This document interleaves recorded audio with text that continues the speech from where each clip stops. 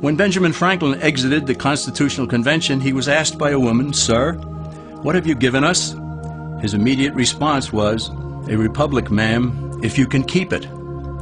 Yet most Americans today have been persuaded that our nation's governmental system is a democracy and not a republic. The difference between these two is essential in understanding Americanism and the American system. Before we discuss political systems, however, it's helpful to address the confusion that has been spread about the political spectrum. Many have been led to believe that the political spectrum places groups such as communists on the far left, fascists or dictators on the far right, and political moderates or centrists in the middle. However, a more accurate political spectrum will show government having zero power on the far right to having 100% power on the far left. At the extreme right, there is no government. The extreme left features total government under such labels as communism, socialism, Nazism, fascism, princes, potentates, dictators, kings, any form of total government. Those who claim that Nazis and fascists are right-wing never define their terms. This amounts to spreading confusion. Toward the middle of the political spectrum can be found the type of government limited to its proper role of protecting the rights of the people. That's where the Constitution of the United States is. Those who advocate such a form of government are really constitutional moderates. So let's analyze the basic forms of government. They are monarchy or dictatorship ruled by one, oligarchy ruled by a few, democracy ruled by a majority, republic ruled by law, and anarchy, which is ruled by no one. In discussing these five, we'll see that they can be narrowed down to even fewer. Looking first at monarchy or dictatorship, this form of government doesn't really exist in the practical sense. It's always a group that puts one of its members up front. A king has his council of nobles or earls, and every dictator has his bureaucrats or commissars, the men behind the scenes. This isn't ruled by one, even though one person may be the visible leader. It's ruled by a group. So let's eliminate monarchy, dictatorship, because it never truly exists. Oligarchy, which is ruled by a group, is the most common form of government in all history. And it is the most common form of government today. Most of the nations of the world are ruled by a powerful few, and therefore oligarchy remains. At the other end, we find anarchy, which means without government. Some people have looked over history and found that many of its worst crimes were committed by governments. So they decided that having no government might be a good idea. But this is a mistake, because as the ancient Greeks stated, without law there can be no freedom.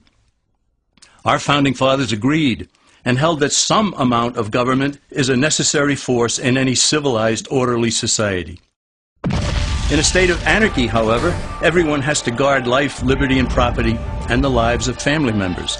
Everyone must be armed, and movement is severely restricted because one's property has to be protected at all times. Civilized people have always hired someone to do the guarding, a sheriff, a police force, or some branch of government. Once law enforcement was in place, the people were freer. They could leave their property, work in the fields, and so on. In short, the proper amount of government makes everyone freer. There are some who advocate anarchy, however, not because they want no government, but because they don't like what they have. They use anarchy as a tool for revolutionary change. The condition of anarchy is very much like a vacuum where something rushes in to fill it. These calculating anarchists work to break down the existing government with rioting, killing, looting, and terrorism. Tragically, the people living in such chaos often go to those best able to put an end to it and beg them to take over and restore order. And who is best able to put an end to the chaos? The very people who started it. The anarchists who created the problem then create a government run by them, an oligarchy, where they have total power. This is exactly what happened in Russia that led to Lenin taking total power, and in Germany where Hitler's brown shirts created the chaos that brought him to power. But anarchy isn't a stable form of government. It's a quick transition from something that exists to something desired by the power-hungry. It's a temporary condition, and because it isn't permanent, we eliminate it as well. The word democracy comes from two Greek words, demos, meaning people, and kratein, meaning to rule. Democracy, therefore, means the rule of the people, majority rule.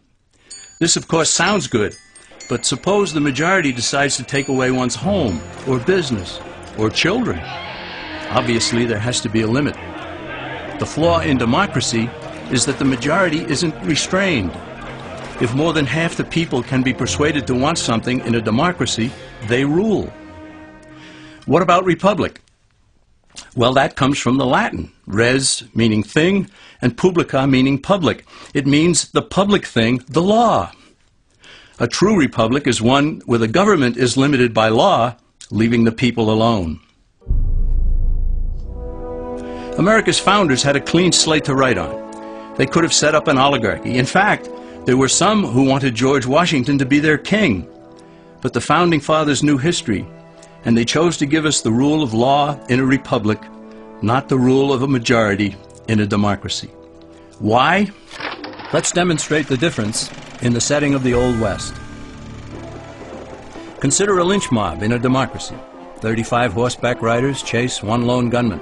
They catch him, and they vote 35-1 to hang him. Democracy has triumphed, and there's one less gunman to contend with. Now consider the same scenario in a republic. The 35 horseback riders catch the gunman and vote 35-1 to hang him, but the sheriff arrives, and he says, "You can't kill him. He's got his right to a fair trial." So they take the gunman back to town. A jury of his peers is selected, and they hear the evidence and the defense, and they decide if he shall hang.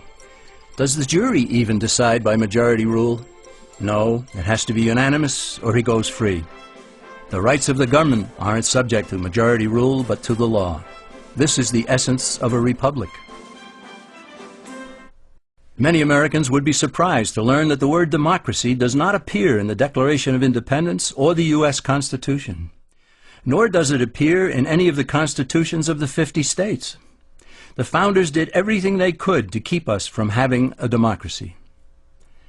James Madison, rightly known as the father of the Constitution, wrote in essay number 10 of the Federalist Papers, "Democracies have ever been spectacles of turbulence and contention, have ever been found incompatible with personal security or the rights of property, and have in general been as short in their lives as they have been violent in their deaths." Alexander Hamilton agreed, and he stated, "We are a republican government. Real liberty is never found in despotism or in the extremes of democracy." Samuel Adams, a signer of the Declaration of Independence, stated, "Democracy never lasts long. It soon wastes, exhausts, and murders itself." The founders had good reason to look upon democracy with contempt, because they knew that the democracies in the early Greek city-states produced some of the wildest excesses of government imaginable. In every case, they ended up with mob rule, then anarchy, and finally tyranny under an oligarchy. During that period in Greece, there was a man named Solon who urged creation of a fixed body of law not subject to majority whims. But where the Greeks never adopted Solon's wise counsel, the Romans did. Based on what they knew of Solon's laws, they created the 12 tables of the Roman law and, in effect, built a republic that limited government power and left the people alone. Since government was limited, the people were free to produce, with the understanding that they could keep the fruits of their labor. In time, Rome became wealthy and the envy of the world. In the midst of plenty, however, the Roman people forgot what freedom entailed. They forgot that the essence of freedom is the proper limitation of government. When government power grows, people freedom recedes. Once the Romans dropped their guard, power-seeking politicians began to exceed the powers granted them in the Roman Constitution. Some learned that they could elect politicians who would use government power to take property from some and give it to others. Agriculture subsidies were introduced, followed by housing and welfare programs. Inevitably, taxes rose and controls over the private sector were imposed. Soon, a number of Rome's producers could no longer make ends meet, and they went on the dole. Productivity declined, shortages developed, and mobs began roaming the streets, demanding bread and circuses from the government. Many were induced to trade freedom for security. Eventually, the whole system came crashing down. They went from a republic to a democracy, and ended up with an oligarchy under a progression of the Caesars.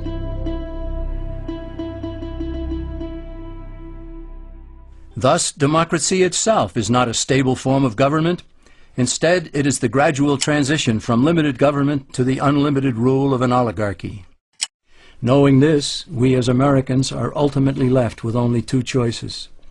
We can keep our republic, as Franklin put it, or we will inevitably end up with an oligarchy, a tyranny of the elite.